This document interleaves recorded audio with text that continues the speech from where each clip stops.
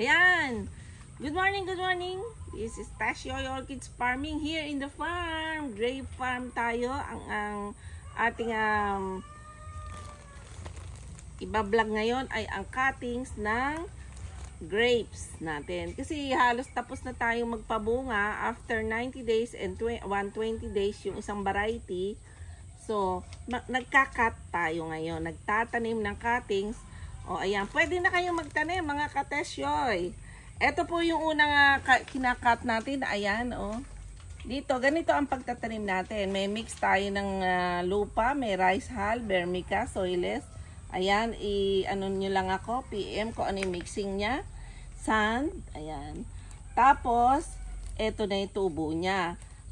Pag kayo nag-order sa akin ng ganito, hindi pa nakatanim. So, ipapak natin ng ganito, nakasealed. Kung ano yung ID niya, Brazilian green.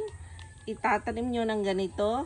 Tapos, 18 days nyo itong hindi bubuksan, pauugatin. Meron akong nilagay na arrow. Kung ano yung dapat mag-ugat, dito yon. Ganon. So, tsaka nyo itatanim after 18 days. Kaya safe na safe po kayong pa-ship. O, diba? Kahit malayo kayo, pwede. Gusto ng cuttings na nakukulob muna, nagmo-moist bago ipa-ship. So, meron tayo ditong mga naunang itinanim na. Ayan, o, merong dahon na. Ganyan po ang mga cuttings. Hindi po seeds ang itinatanim natin sa grapes, kundi cuttings. Yung kasing mga nandoon sa farm, cuttings, from cuttings lang po yun. Ganito din yun. Ayan, katulad nito, ayan, o. Tingnan nyo yung malalaking grapes. Ayan, ganyan. Meron tayong mga variety ng Baikonur. Ayan, ako na magbablog. Meron tayo. Ito yung Catawba. Ayan. Catawba ito. Ayan, may bunga pa siya. Ito yung 120 days na matagal pumula.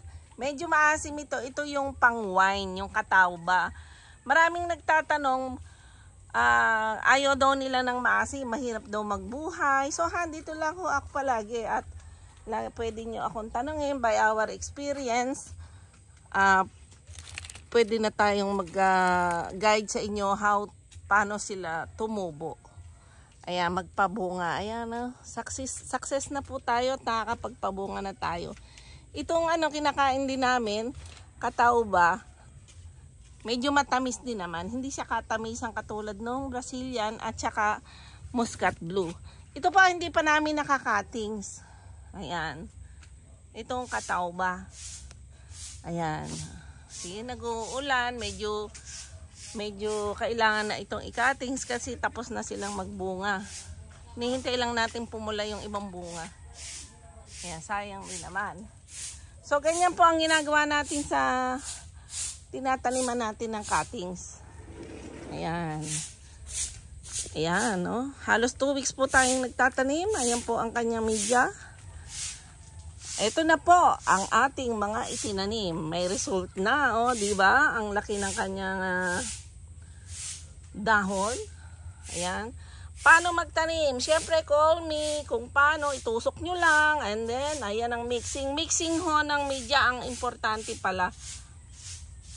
Ayan, meron silang ID. Ito yung Brazilian green. Ayan, alapan dahon to. Ayan. Ayan, ganyan po karami ang ating itinanim na cuttings. Isi-sale ko ito, clearance sale, pag po pwede na sila at established na. Ayan, meron na silang mga dahon. Ayan, o. Pag humaba na sila, may konting balbas na, isang ruler, pwede na po, establish na ito. Sa ngayon, hindi pa sila pwedeng magalaw for ship. Ayan, no? Ganyan lang po. Ayan. Kung meron ding hindi mag-succeed, ayan, tusukan lang po ulit. Ayan, magdadahon. Napakadami nating itinanim ngayon. Ganyan po ang tanim ng grapes. Ayan. Marami pong farm na nag-asa atin kung paano. Ganyan po ang ating. Ito yung malaki nila. Ginagrap na ito ng anak ko. Ito Catawba, ang kanyang rootstock. ginagraph niya ng Muscat Blue. Kasi po ang Muscat Blue is rare. Kaya po ito yung ine-experiment ko na sa pot. Ayan. Kailangan magkabalbas muna siya and then mamature yung sanga nito bago siya i-graft. Kaya ito hindi i-ginrap. Kailangan pamaturin muna yung stem. Ito yung success na niya. Na-success na niya. May dahon na. Ayan o. Muscat Blue po yung kanyang i-ginrap. Kasi mas matibay po ang catawba rootstock sa kahit anong media at pag tubig. Ika nga. Ayan. Ito yung catawba. Ayan, catawba yan. Ayan, meron tayong mga ID. Catawba. Ayan, nagdadahon na sila. Grabe. O, ito naman gawin dito is Brazilian. Excuse me. Tuwan-tuwa po ako kasi mayroon na silang, ito katulad nito oh. Kahit sanga, pwede na po silang magbunga. Ayan, ganyan ho kabilis ang grapes. So, hindi natin muna sila patutuloyin. Kung magbunga man, tatanggalin. Kailangan mo nang ma-establish sila. Ganyan ho kadami yung ating tinanim na mga cuttings ng ubas.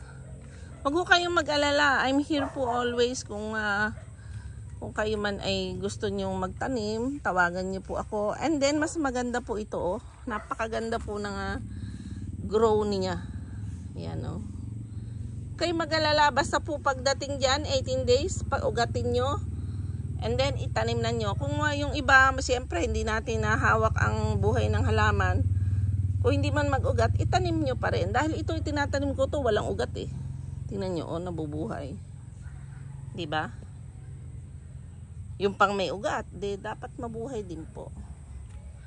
Ayan, kaya ako may free, pambawi ni yun sa mortality. 10 ang free, sa iba walang free. Ito dinadali na ng insekto. Ayan, malambot kasi ang dahon. Ayan, i-spray natin ito after, para nun ay may laban sila. Ang spray lang po natin dito organic. Ayan. Para nun lumayo ang mga insect. Sabi nila organic more tayo para love the earth.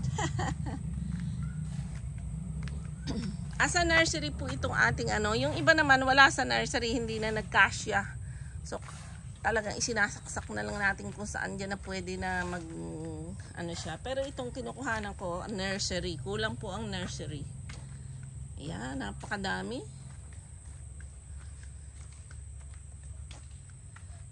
Ayan, successful. Very happy po tayo at successful ang ating pagtatanim. Salamat sa mga tao natin na nagtanim. Napakadami po. Nagcut si Arat Dancy. Ayan o, halos lahat 100% bubuhay. O 90% na lang sabihin natin. Kasi halos lahat may supling eh. Madali pong buhayin itong mga cuttings. Basta po alaga ng dilig. Everyday po dinidilig ang cuttings. Ayan. O, diba? Ayan. Here we are now. Napakadaming cuttings natin dito sa Teshoy Orchids Farming. I-clearance sale natin to para sa inyo lahat at mag-farm po kayo. Or pwede ito sa paso. Yung mga kokonti ang kanilang lupa, taniman. Pwede po ito sa paso. Okay, this is it. This is Teshoy Orchids Farming here in San Antonio, Nueva Ecija. And PM me po sa lahat ng mag-i-inquire at bibili ng cuttings. Ayan, ongoing pa po ang cuttings natin. Thank you and God bless us all. Bye-bye!